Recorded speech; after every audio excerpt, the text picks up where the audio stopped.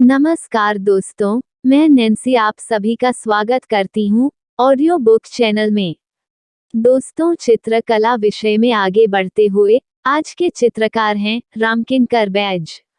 शांतिनिकेतन में किंकरदा नाम से प्रसिद्ध रामकिंकर बैज का जन्म सन 1910 में बंगाल राज्य के बांकुरा शहर के पास जुग्गीपाड़ा गांव में हुआ।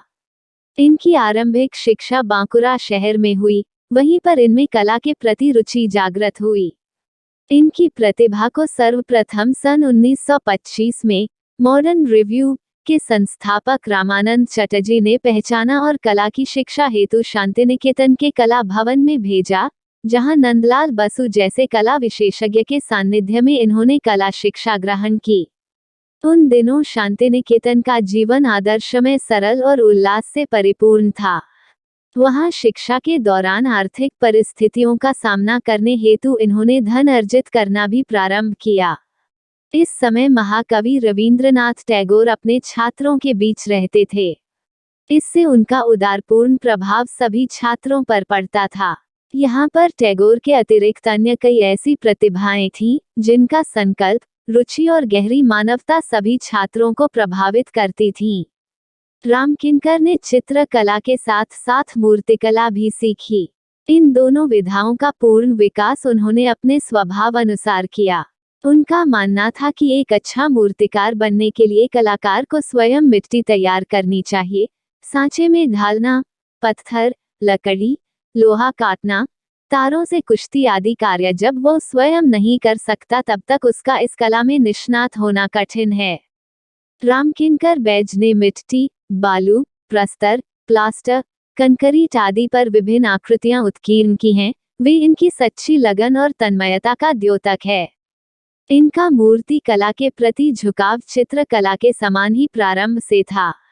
इनकी प्रतिमाओं के गठन में शरीर रचना, अनुपात, अंग प्रत्यंग के उभार, सुस्पष्ट गठन एवं उनकी स्थितिजन्य लघुता एवं दीर्घता के अनुसार एक सुनियोजित विशेषता है। पार्श्वचित्र इनका उत्कृष्ट मूर्ति शिल्प है। भाव एवं व्यंजन में रामकिंकर एकदम मौलिक हैं। उनके पूर्ण विकास में शांतिनिकेतन के संगीत, नाटक, कविता तथा प्राकृतिक सौंदर्य का यथेष्ट प्रभाव पड़ा।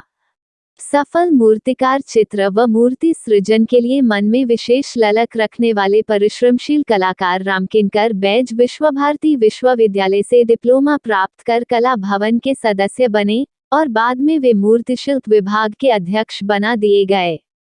सन 1935 से उनकी रचनात्मक प्रतिभा का विकास हुआ। सन 1938 में शांतिनिकेतन के खुले आकाश में उन्होंने सीमेंट कंक्रीट से संथाल परिवार नामक शिल्प का निर्माण किया, जो 427 सेंटीमीटर ऊंचा है। इनके द्वारा निर्मित अन्य मूर्तियां शांतिनिकेतन में यत्र तत्र सुसज्जित है। इसके बाद दोपहर की विश्रांति में श्रमिकों और मेहनतकश किसानों का सजीव एवं यथार्थ चित्रण है। यक्ष यक्षिणी की 24 फीट ऊंची पत्थर की 2 मूर्तियां रिजर्व बैंक ऑफ इंडिया, नई दिल्ली में हैं। जब रामकिंकर ने टैगोर का पोर्ट्रेट तैयार किया था, तब स्वयं टैगोर ने इनसे कहा था, रामकिंकर, अब पीछे पलटकर मत देखो, आगे बढ़ जाओ। इस मूर्ति के लिए जितना लिखा जाए कम है। और फिर किंकर आगे बढ़ते ही गए, पीछे मुड़कर कभी नहीं देखा। यूं तो वे प्रधानतः मूर्तिकार ही थे। सीमेंट, प्लास्टर और पत्थर से उन्होंने अनेक मूर्तियां बनाई है और प्रायः प्रफुल्लित जीवन, शक्ति से भरपूर तथा विकासशील जीवन के विषयों को ही उन्होंने मूर्तिमान किया है। रामकिंकर ने कहा है कि देवी देवताओं की मूर्ति बनाने से पूर्व देवी देवताओं को मन में आसन दो, वरना मूर्ति तो कलाकार सरस्वती की गढ़ता है और उसके मन में होता है राक्षस। रामकिंकर बैज ने अपनी प्रथम एकल प्रदर्शनी सन 1942 में नई दिल्ली में आयोजित की। अन्य प्रदर्शनियों 1950-51 में Indian society of oriental art, Kolkata में, सन 1950-51 में रियलिटीज नूवेल, पेरिस में और आसियन कला प्रदर्शनी, टोक्यो में हुई। बैज सन 1976 में केंद्रीय ललित कला अकादमी के फेलो निर्वाचित हुए। रियलिटीज नूवेल, पेरिस तथा इंडियन स्कल्पचर्स एसोसिएशन, कोलकाता के सदस्य भी रहे। बैज 57 साल से अधिक शांतिनिकेतन में रहे और 3 दशकों तक ये कला भवन के विशिष्ट सदस्य भी रहे हैं। रामकिंकर बैज ने आरंभ में लघु चित्र बनाए, किंतु शीघ्र ही उन्होंने तैल रंगों को अपना लिया और इसी माध्यम में अनेक प्रयोग किए। व्यक्ति चित्र, डिजाइन, लताएं, भवन, प्राकृतिक दृश्य आदि सभी को उन्होंने चित्रित किया। व्यक्ति चित्रों में बैज ने बैठे हुए व्यक्ति का स्वभाव उतार दिया है। उनके चित्रों में लोक कला तथा शास्त्रीय कला का समन्वय मिलता है। उनको कृतियों में जीवन के सौंदर्यपूर्णता, आस्था तथा विश्वास की छाप है। संयोजनों, विशेष रूप से दृश्य चित्रों में विस्तार, वातावरण तथा ढांचों की स्थूलता को प्रभावशाली रूपों में प्रस्तुत किया गया है। उन्होंने दैनिक जीवन के विषयों को तूलिका, रेखा चित्रों, ब्रश एवं ड्राइंग्स के द्वारा अंकित किया है। सन 1940 तक रामकिंकर बैज ने अनेक चित्रों की रचना की, जिनमें सुजाता, कन्या तथा कुत्ता, अनाज की ओसाई विशेष प्रसिद्ध है।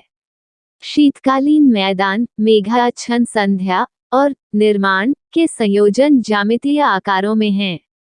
माँ बेटा और कृष्ण जन्म घनवाद क्यूबिज्म पर आधारित हैं। उनके जल रंगों का कार्य विनोद बिहारी मुखर्जी से मिलता जुलता है।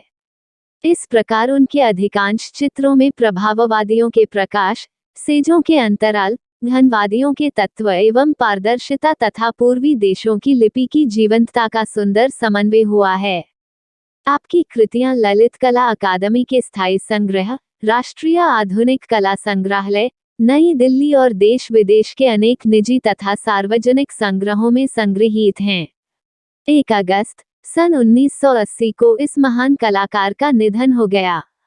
दोस्तों, आज के लिए बस इतना ही। मिलते हैं अगले वीडियो में। चैनल को सब्सक्राइब और वीडियो को लाइक करना ना भूलें। धन्यवाद।